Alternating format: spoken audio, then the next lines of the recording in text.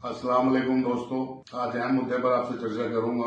चर्चा ये है, जिस पार्टी को मुसलमान मुख्य धारा में लेकर के आए, आज मुसलमानों के खिलाफ जो कानून बन रहा है वक्फ का, उसमें जैन चौधरी साहब ने अपनी सहमति जताई। मैं बड़े मन से कह रहा हूँ, जो सेकुलरिज्म की बात करते थे, आज मुसलमानों की बदौलत यहाँ तक पहुंचे, आज सरकारों में बैठे हैं। आज मुसलमानों ने अपने आप को ठगा महसूस किया, क्योंकि बहुत ऐसी चीजें हैं।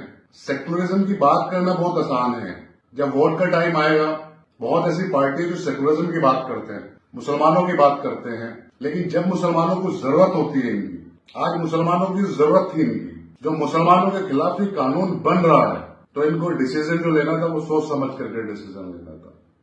सरकार तो आती जाती रहती है, आज सरकार में बैठे हो, कल सरकार रहे या ना रहे, लेकिन आप चौधरी चरण सिंह के बताए हुए रास्ते से भटक गए। मैं हाथ हूं आपके फैसले से, मुझे बड़ा दुख पहुंचा है और बड़े मन से कह रहा हूं, क्योंकि कहीं न कहीं मुसलमान आपको अपनी आंखों का तारा समझ बैठे थे और मुसलमान के दिमाग में कई चीजें थी।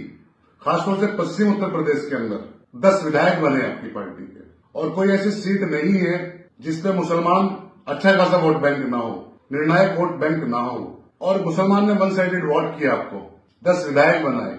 आप सरकार में जो बैठे हैं सिर्फ इसी वजह से बैठे, आपके पास 10 MLA हैं, लेकिन आपने जो फैसला लिया है, आज मुसलमान बहुत आहत है आपके इस फैसले से। मैं खुद भी आहत हूं, क्योंकि बहुत चीजें होती हैं। सेकुलरिज्म की बात करना बहुत आसान है, कहीं भी बोल सकते हैं, लेकिन उसको निभाना और दिखाना वो बहुत जरूरी है।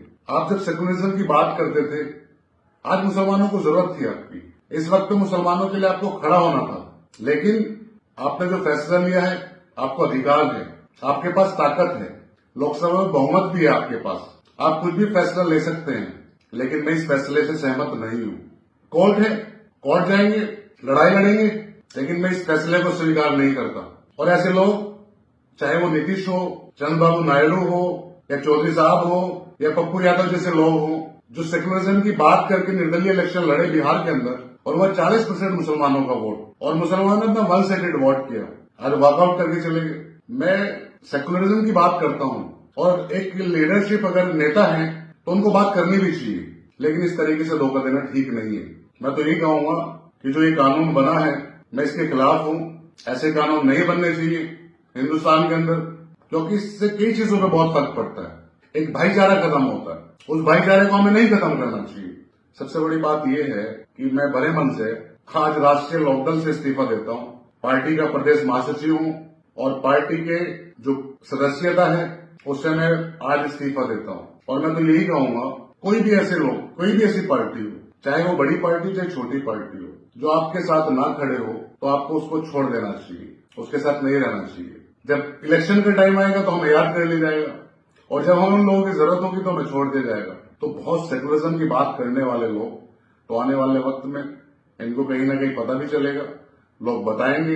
इलेक्शन नजदीक है, आएगा 27 में आएगा, तो कहीं ना कहीं मुसलमानों को एहसास कराना भी चाहिए कि जिस पे आपने विश्वास किया, यकीन करा, और आज वो छोड़ के चले गए।